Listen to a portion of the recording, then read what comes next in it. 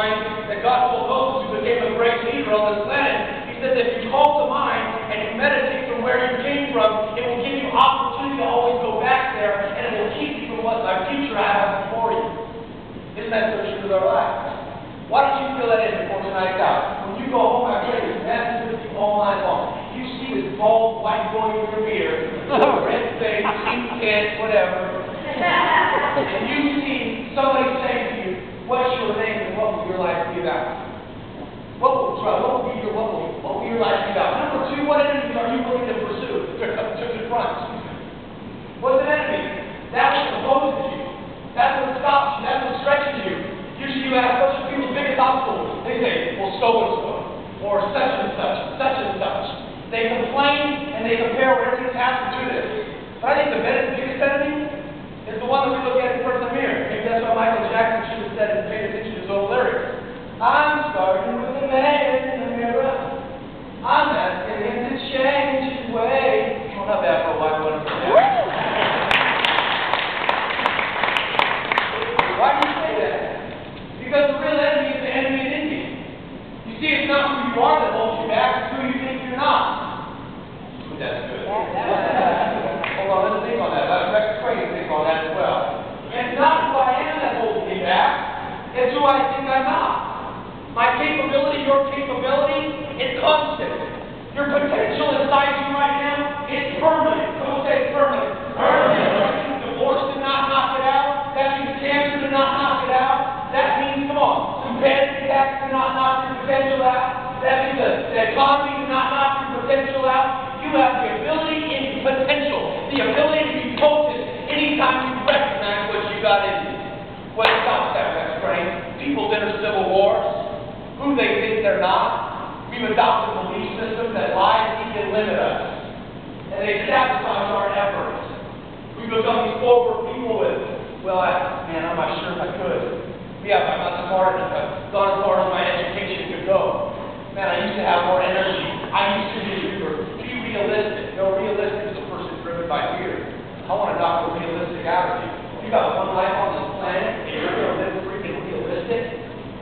You're going to die for being realistic. That's what you want to be said between 1948 and 2050. Realistic in your hash mark. There's a day you enter and a day you exit. What you do matters for eternity. You want there to be one shot on this planet to make a difference, and I want to be realistic? Really?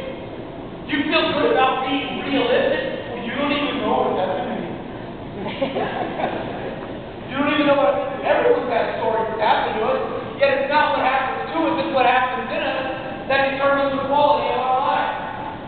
So many people are limited in their vision of themselves. That's the greatest enemy. How you see yourself is a determining factor from this moment in the success of your life. Ask your neighbor, say, who do you see when you look in the mirror? That was me. You ought to ask him the question, who is the white man today? Come on. Who do you see when you look in the mirror? Are you rich? Powerful? Are you weak? Are you able? Are you capable? Are you strong? Are you creative? Are you defeated? Are you sick? Are you both? Are you poor? Poor has nothing to do. I've been to the countries where people dying in my hands with AIDS. I had to walk miles and miles and miles and miles to give me a shirt with holes in it as a gift. Poor has nothing to do with what you got in your bank account. It's whether you got something in your head or who you got understanding of who you are. Maybe that's why the problem says this. As a man thinks in his heart, so is he. So does he become, so does he achieve. Because if what I see is limited, I'll act limited. If I see myself as goal, I'll attract goal people. Come on. I won't have a very exciting life. I'll think everything is boring. You ask the kids today, hey, how's life? Boring. Hey, aren't you going to go out with somebody? No, I'm bored. The kids say, come on, don't ask about your kids or grandkids, they bored. It's a constant conversation. If you see yourself fat, it doesn't matter how many diets you do. It doesn't matter if you order the thing that makes you shake on the internet, come on, or the app. Hey, somebody trying, come on, don't act like you know, they still got one commercial. Come on, the next day, you take this with you in the car, come on. Can you imagine sitting next to you? Come on, really, no balloon. How many of you see yourself that? doesn't matter how many diets you go on, you'll regain the weight because everything's about a diet. And to see yourself as, I don't have this, you don't see yourself fit. Fit and healthy people have healthy habits. Psychologically, that you act, think, and talk the way you see yourself to be. If you see yourself powerful, how would you act? If you saw yourself lovable, how would you act? You would receive love. You would give love. I always tell this to couples. You ought to adopt the belief that you're sexy. They always go, try it when I speak in churches and I say that. You know what they really do? And people are, oh, you said that. What's that? What do you mean? What? Tell them that I call my wife the love girl? Well, I say that because so many, I'll say that, you probably know. I say that to my wife. If I just say I love you all the time, it becomes rhetoric. We hear that so many times. But if I tell her how sexy and how wonderful she is, it stirs something else about her. Come on. I want her to stir something else about her. I want her to see herself different. Words paint an image. You speak words over yourself all the time. In fact, if you don't see yourself right, you suffer the point of insecurity and inferiority. You say consistent, you have consistent butts in your life that hold you back. Sabotage your effort. That sabotage your dreams. Because 80% of the success in your life is psychological. Only 20% of the action. Good.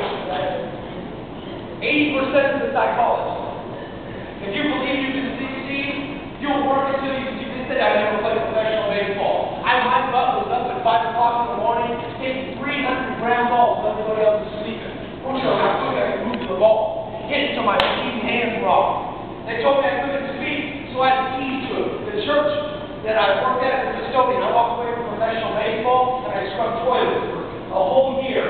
For $5 an hour, I fired my agent. Everybody thought I did too many drugs while I was online. You go after baseball cards where people pay you a lot of money just to be around. To go scrubbing people's poo off the back of their face. But you know what I did? I would put myself in an environment to where I began to see myself more strong and talk about what I could do. I was inside, I had the keys to the church. I'd go in there, 2,000 empty seats, and I'd speak to the chandeliers, I'd motivate the carpet, I'd speak to the chairs that I believe would one day be built. You cross where you're led, it all comes as a result of the way I see myself. Who are you in your own eyes?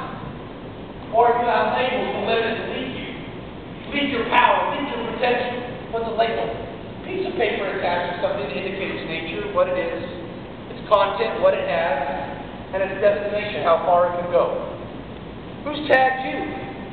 The environment, the culture, what's it hindering you from? Because they keep you living a life of excuses, which are simply BS. Someone say BS.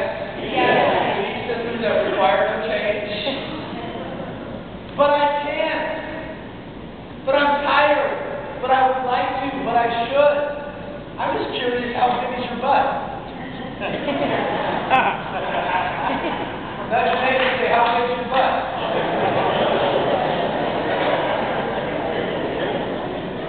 Because you ask why people don't take action on their dreams. You ask people why they don't move forward. You ask people why they're not taking the action they need to take to succeed. They always say, I would like to, but. I should, but I like to pray, I'd like to forgive, I'd like to make more money, but I'd like to get in shape, but I don't have enough time. How much time you spend playing on Facebook all the time? Always have to check your statuses. I'm busy. Don't bother me, but I'd like to. Oh, you know what? That Montevide's butt? How big is your butt? Maybe you become a professional butt hugger.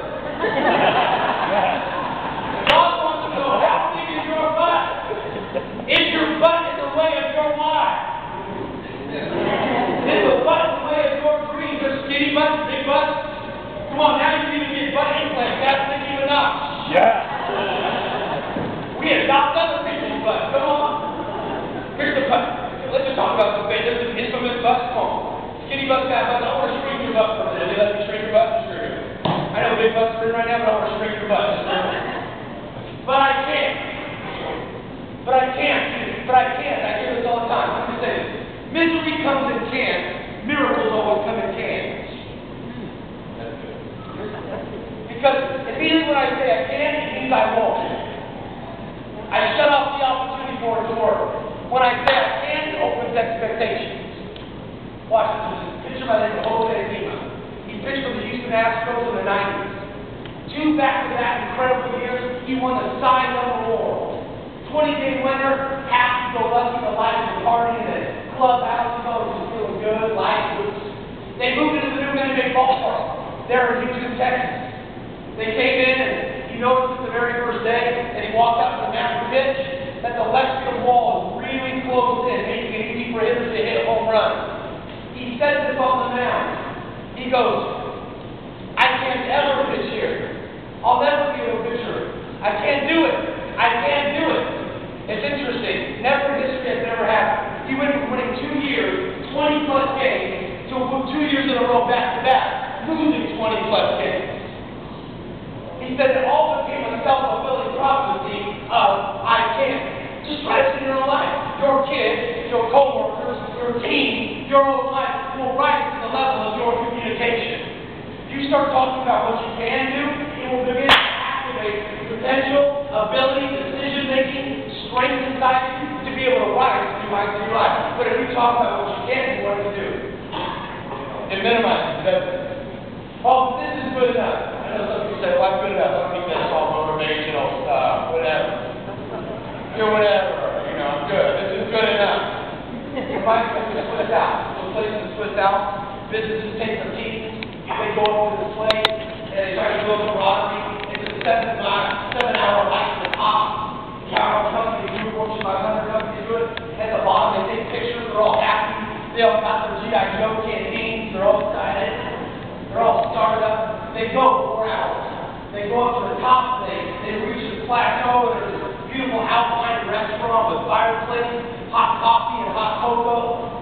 They sit down there, and 90% of all the people who start, they say never go on. So they started doing a poll. Well, why don't they go finish up to the top? The peak's only 2.5 to 3 hours away. You can have the joy of accomplishing something.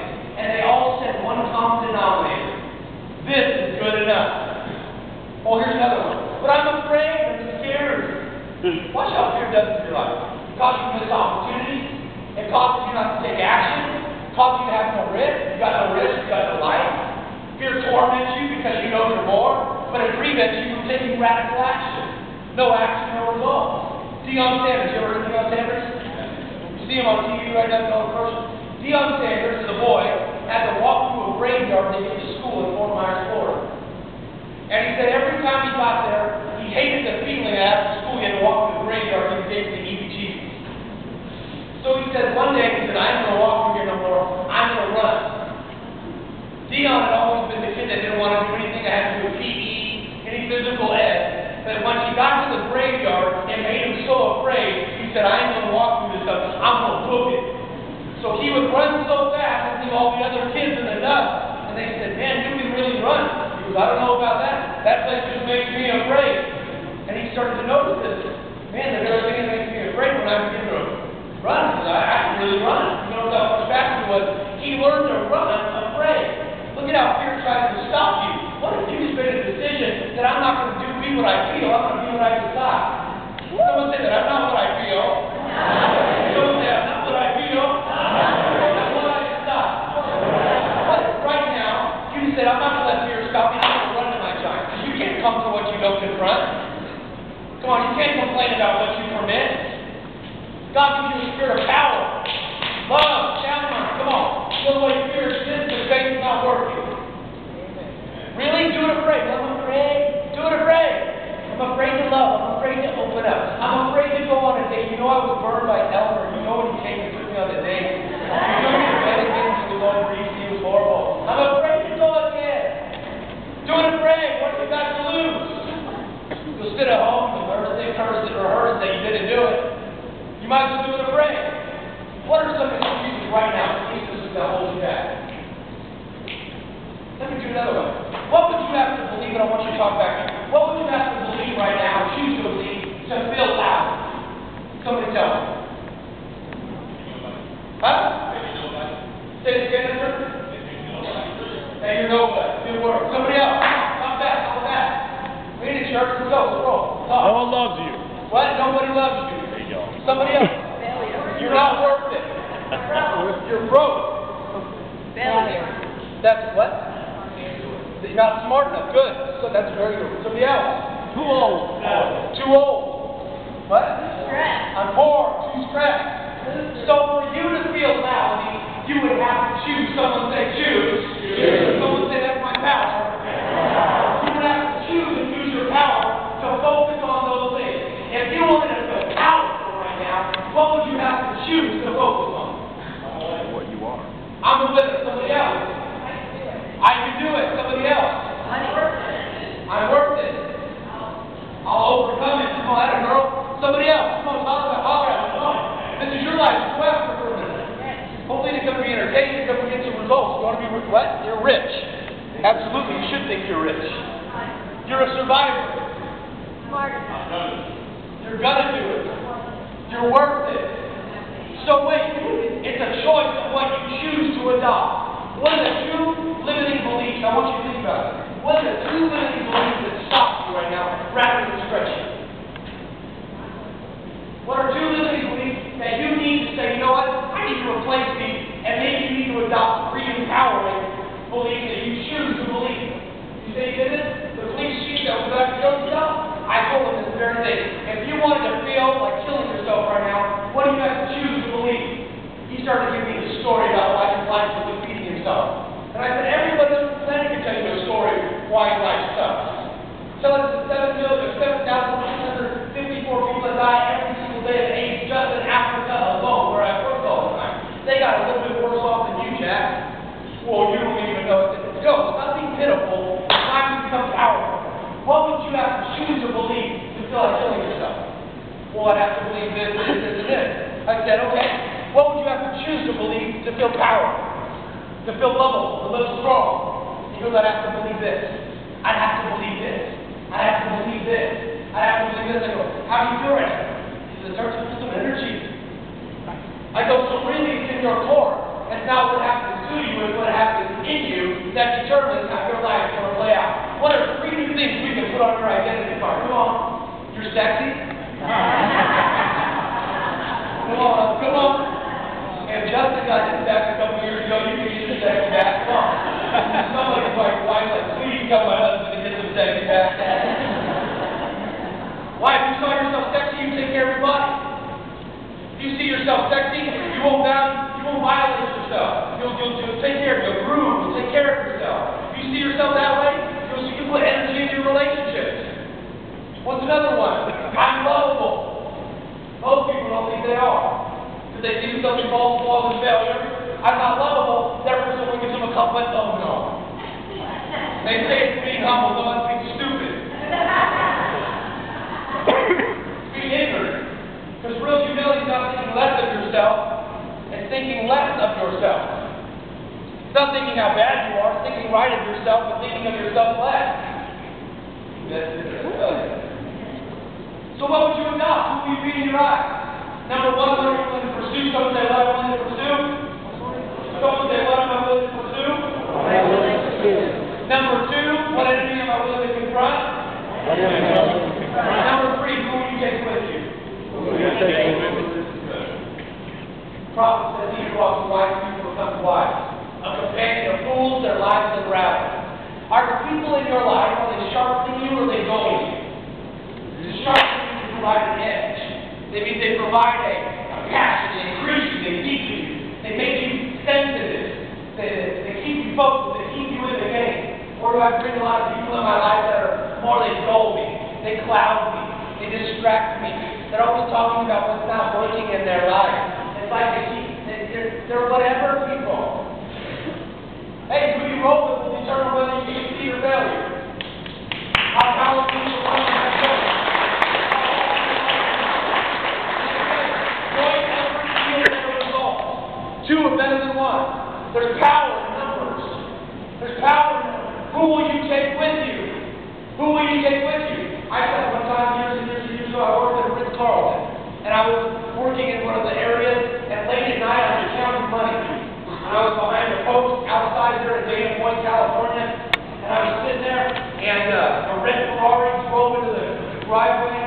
I could see it, and I saw this couple, they walked in, and I thought, oh man, I'm done counting money. The time's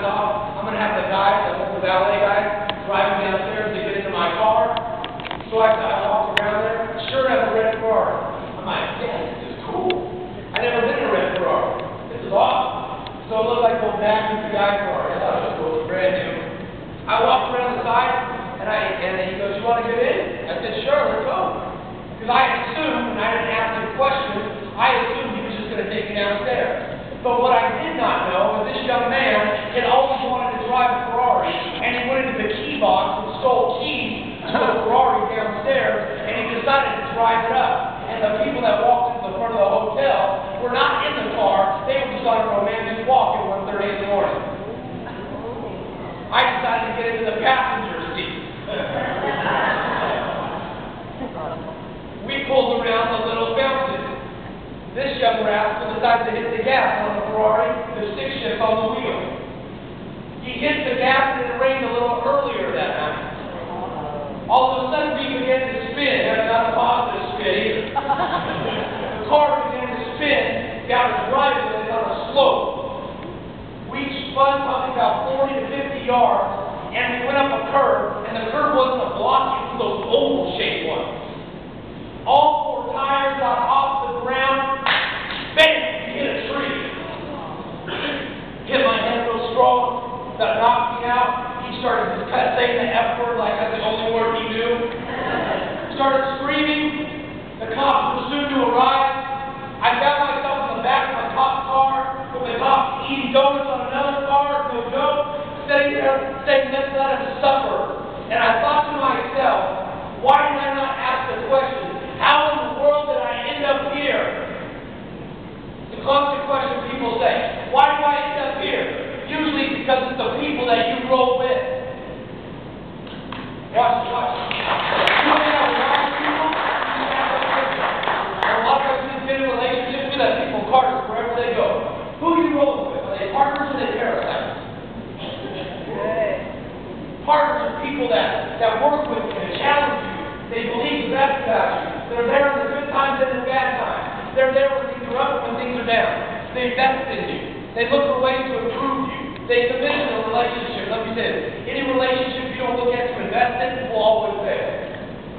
It will exist and work as long as you look at it as a place to give, not to take. But parasites, they are a thing that attacks crops. They steal the nutrients from you. They steal from you. You know, I just put it this way. Partners want what's in their heart, but parasites want what's in their hands. What? Partners want to do life together. I'm very cautious. I'm friends to everybody. I partner with very few. Why? Because I need someone that when I get around them, it keeps me with a mashas. It makes me sharper. That's why the Bible says iron. It sharpens iron.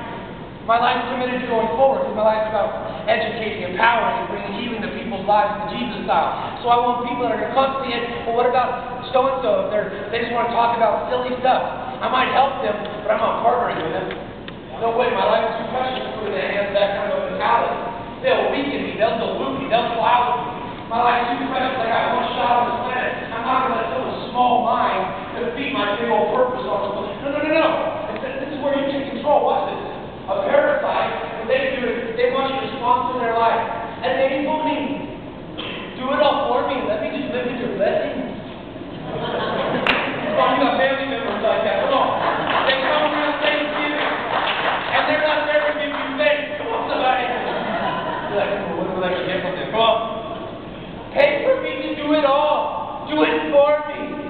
Please come do my business for me. Please come make my retarded children better. Please make me better.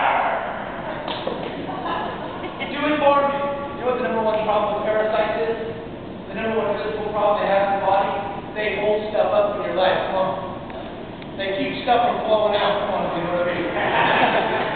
I wonder how many dreams are on hold. I wonder how many great ideas have never left the canvas of your mind. Because you know with people that constantly just steal, take the nutrients out of your life, and they don't give to you, they don't invest in you, they don't stir you, they don't deepen you, they don't ask you questions, they don't power you, but you still keep putting yourself in the environment. Just because you used to roll with your then doesn't mean you need to roll with your now.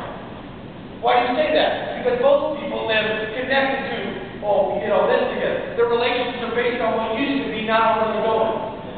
Are your relationships based on where you've been or where you're going? Who will you take with you this year and why? Are they going to be with you? Are they going to lead you to your dreams? Or are they going to be dream thieves in your life that clouds you? Why try that? Why even get involved in that money company? You know they're all scams, you know. Parasite. I'm going to say this, I know people that aren't in the money company. It's the only company I stand up and say I back.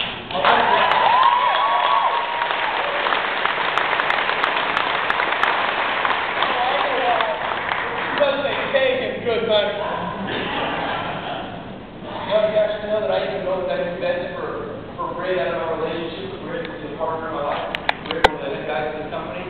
Because I know for half of what I normally get charged, and I make a lot of money every time I speak.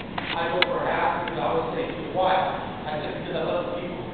And I said, because it brings great people together. And I want a part of the people that are committed to a future, not committed to a past. And I said, if I can come there, I said, even ask me, well, come speak in my business, come speak in my church, come do this, come do that. And I always listen to the way they talk. Because a person will always tell you who they are by what they say. You listen to a person long enough, that's why Jesus said everything comes from the heart and mouth speaks. You want to hear if this one's wise, this one's a fool, listen to what they say. There's a teeth that I say to you. I want to spray, a foolproof spray. And every time I'm around a fool, I know. Come on, wouldn't that be awesome on your dog?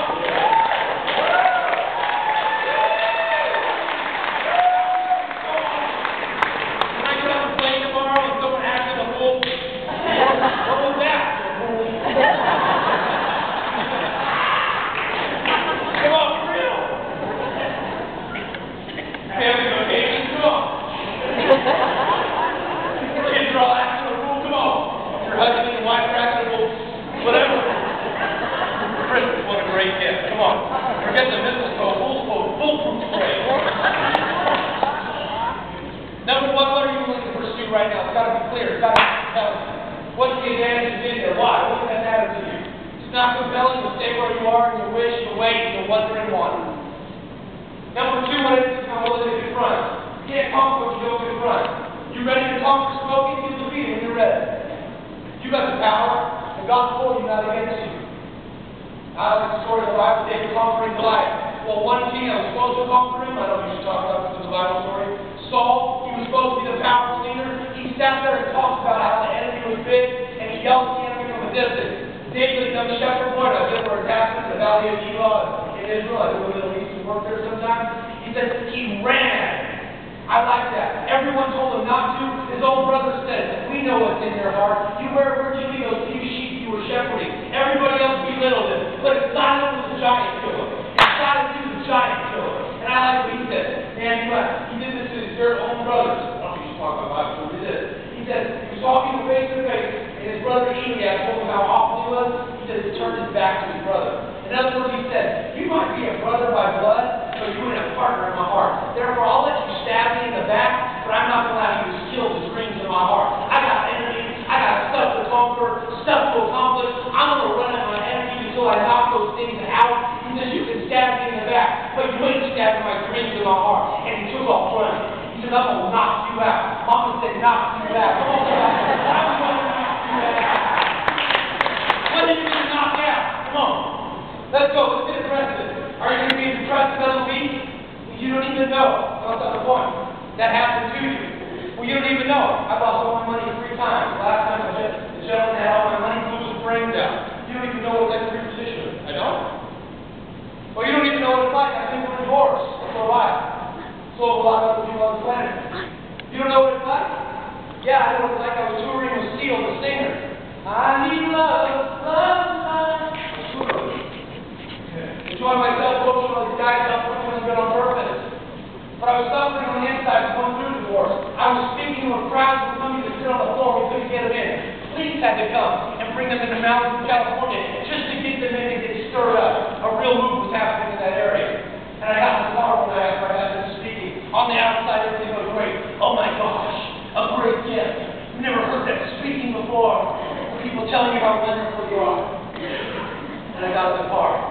I looked at myself in the eyes, and I thought about I'm going to check out and kill myself right now. Because I don't want to live another day. Why? Because pain hurts. You don't see yourself right. You start to sit and settle.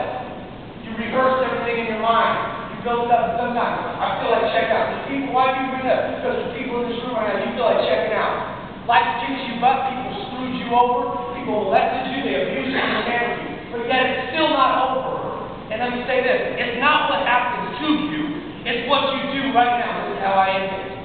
Your life will be the result of the decisions you made today. It's time for you to make a new move, right? You want radical results? Anybody want radical results in their body? Radical results in a relationship?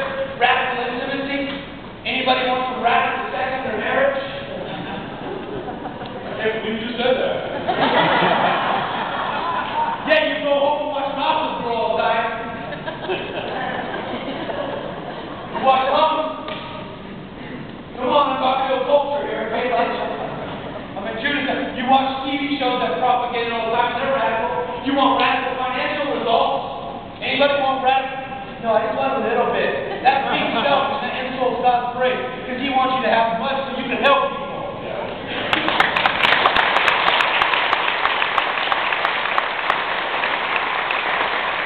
Anybody want more energy? Anybody want more enjoyment of their life? Anybody want to come on, take enjoyment? If you're going to enjoy who you are on the way to where you're going, not just when I get there, then I'm going to be happy. No, you won't. Not when you get the Hawaiian vacation. Not when you get your teeth all white. Come on. Not when you grow your hair back when you grow big head and work. Come on, roll. Come on, not when you can't see your left out on your right side. But come on, it'd be great to get radical now. No action, no result. Radical action, radical result. To get new results, you got to make a new decision. The father of all action, the decision. The word lakadeh. It means to cut away everything else but an outcome. You can live in an oppressed state or an aggressive state. The word aggressive means to initiate and innovate. It's actually the word entrepreneur. So I think we might talk to your entrepreneur today.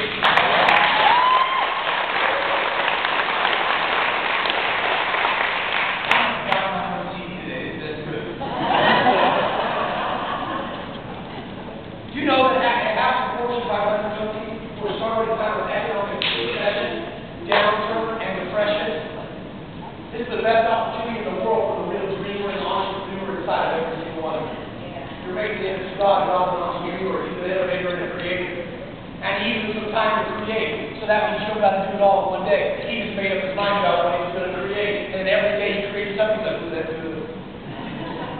Think about it. He could have spoken all the being in one shot. But every day he's like, man, today I'm going to make some bunnies, I'm going to make some aardvarks, I'm going to make some orangutans. Come on, somebody.